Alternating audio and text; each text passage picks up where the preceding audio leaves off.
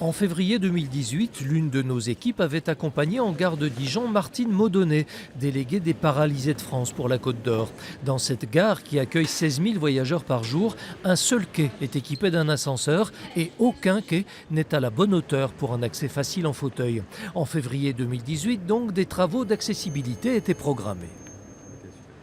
Nous allons commencer par le quai numéro 3 sur lequel nous sommes et avec une livraison fin 2019 et ensuite nous ferons un quai par an pour ne pas trop perturber la circulation des trains.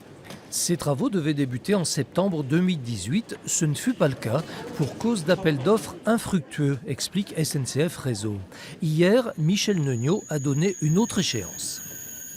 Il va y avoir des travaux importants qui vont être réalisés en matière d'accessibilité avec la gare de Dijon et les travaux qui vont être faits en accessibilité sur la gare de Dijon à partir sur l'été 2020, l'été 2021. Plutôt qu'un quai par an, les travaux seront donc concentrés sur les deux étés 2020 et 2021. Plus généralement, l'essentiel des investissements portera sur les infrastructures, voies, signalisation, alimentation électrique, dont les défaillances sont souvent source de retard. Car cela conditionne tout le reste, à commencer par la ponctualité.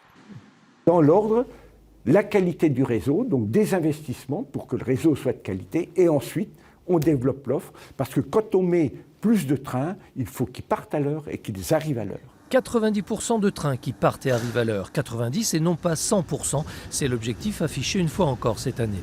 La Saône-et-Loire, la Nièvre et Lyon reçoivent une enveloppe de 20 millions chacune. C'est la Côte d'Or qui se taille la part du lion avec un investissement de 52 millions d'euros.